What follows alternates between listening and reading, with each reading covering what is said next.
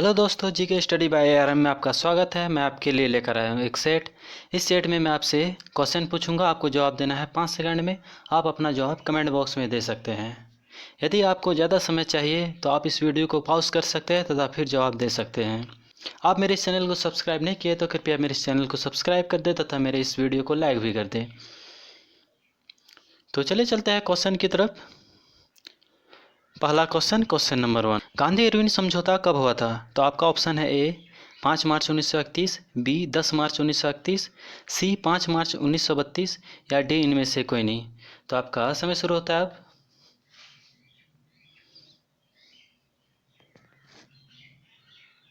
तो आपका आंसर हो जाएगा ए, यानी गांधी इरविन समझौता 5 मार्च 1931 में हुआ था। तो चलिए चलते हैं अगला सवाल, क्वेश्चन नंबर 2, महात्मा गांधी ने किस गोलमेज सम्मेलन में भाग लिया था?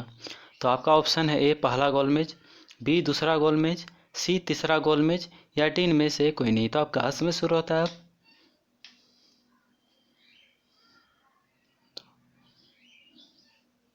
तो आपका आंसर हो जाएगा बी, यानी कि महात्मा गांधी ने दूसरे गोलमेज में हिस्सा लिया था। तो चलिए चलते हैं अगला सवाल, क्वेश्चन नंबर 3, जिस फल का विकास अंडाशय से होता है उसे कौन सा फल कहते हैं? तो आपका ऑप्शन है ए असत्य फल, बी सत्य फल या सी इनमें से कोई नहीं। तो आपका समय शुरू होता है अब।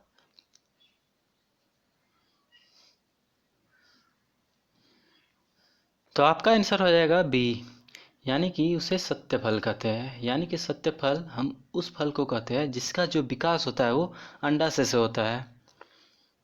तो चलिए चलते हैं अगला क्वेश्चन नंबर 4, किस धातु का अयस्क गैलेना है?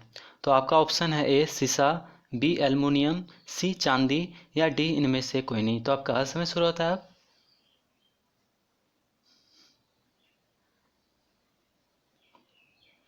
तो आपका आंसर हो जाएगा ए, यानी कि जो गैलेना है वो सीसा का अयस्क है। तो चलिए चलते हैं अगला सवाल, क्वेश्चन नंबर 5, प्रथम पंचवर्षीय योजना में किसको उच्च प्राथमिकता दिया गया था? तो आपका ऑप्शन है ए कृषि, बी उद्योग या सी इनमें से कोई नहीं। तो आपका समय शुरू होता है अब।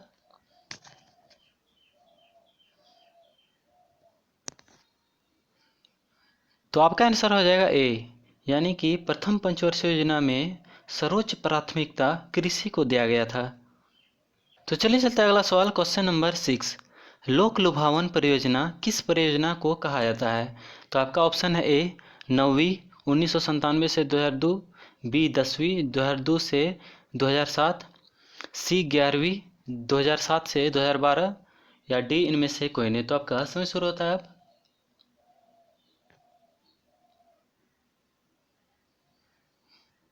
तो आपका आंसर हो जाएगा बी, यानी कि लोक लुभावन परियोजना 10वीं परियोजना को यानी कि लोक लुभावन परियोजना 10वीं पंचवर्षीय योजना को कहा जाता था।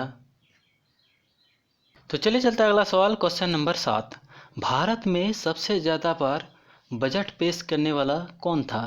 तो आपका ऑप्शन है ए सरदार वल्लभ भाई पटेल, बी लाल बहादुर शास्त्री, सी मोरारजी देसाई या डी इनमें से कोई नहीं। तो आपका समय शुरू होता है अब।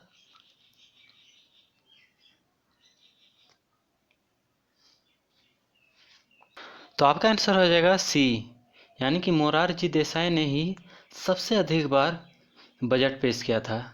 इन्होंने टोटल 10 बार बजट पेश किया था। तो चलिए चलते हैं अगला सवाल, क्वेश्चन नंबर 8, बेरिंग सागर किसके बीच स्थित है? तो आपका ऑप्शन है ए उत्तरी अमेरिका एवं दक्षिण अमेरिका के बीच, बी उत्तरी अमेरिका एवं एशिया के बीच, सी एशिया एवं यूरोप के बीच या डी इनमें से कोई नहीं। तो आपका समय शुरू होता है।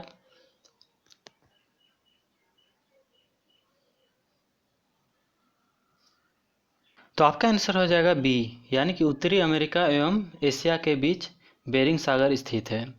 उत्तरी अमेरिका की तरफ से है अलास्का अलास्का और जो एशिया की तरफ से है वो है रूस।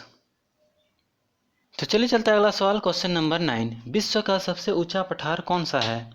तो आपका ऑप्शन है ए अरब का पठार, बी ब्राज़ील का पठार, सी पामीर का पठार या डी इनमें से कोई नहीं। तो आपका समय शुरू होता है अब।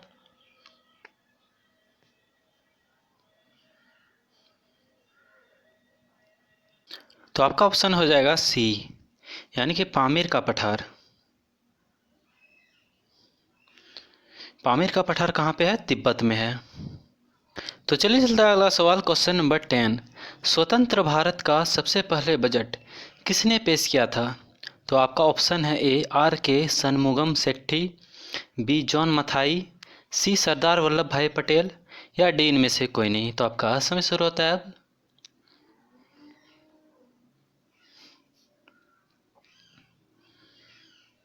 तो आपका आंसर हो जाएगा ए, यानी कि आर के शनमुगम सेट्टी ने ही स्वतंत्र भारत का सबसे पहले बजट पेश किया था। तो चलिए चलते हैं अगला सवाल, क्वेश्चन नंबर 11। जब संविधान को 26 नवंबर 1949 ईस्वी को संविधान सभा द्वारा पारित किया गया था तो उस समय कितनी अनुसूचियाँ थी? तो आपका ऑप्शन है ए 12, बी 10, सी 8, या डी इनमें से कोई नहीं। तो आपका समय शुरू होता है अब।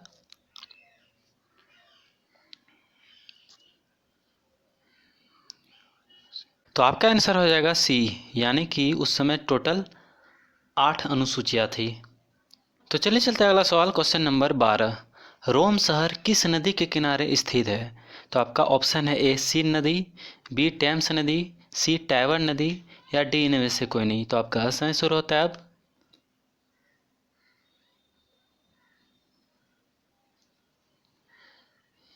तो आपका आंसर हो जाएगा सी, यानी कि टाइबर नदी के किनारे ही रोम शहर स्थित है। तो चलिए चलते हैं अगला सवाल, क्वेश्चन नंबर 13। वीरता के लिए दिए जाने वाला सर्वोच्च पुरस्कार कौन सा है?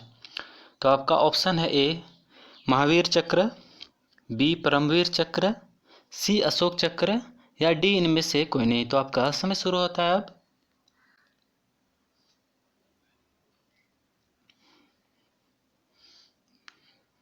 तो आपका आंसर हो जाएगा बी, यानी कि वीरता के लिए सर्वोच्च पुरस्कार परमवीर चक्र है।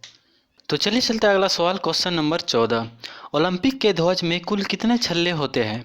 तो आपका ऑप्शन है ए 4, बी 5, सी 6, या डी 7। तो आपका समय शुरू होता है अब।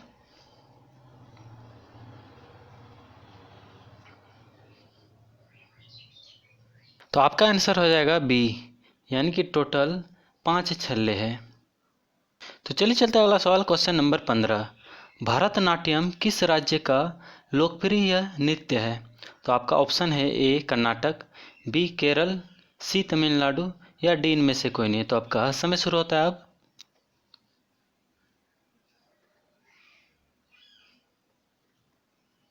तो आपका आंसर हो जाएगा सी, यानी कि तमिलनाडु। तो धन्यवाद दोस्तों, आपने मेरे इस वीडियो को पूरा देखा। आई होप कि ये वीडियो आपको अच्छा लगा होगा। यदि आपको यह वीडियो अच्छा लगा है तो कृपया मेरे इस वीडियो को लाइक कर दें तथा मेरे इस चैनल को सब्सक्राइब भी कर दें। तो धन्यवाद दोस्तों।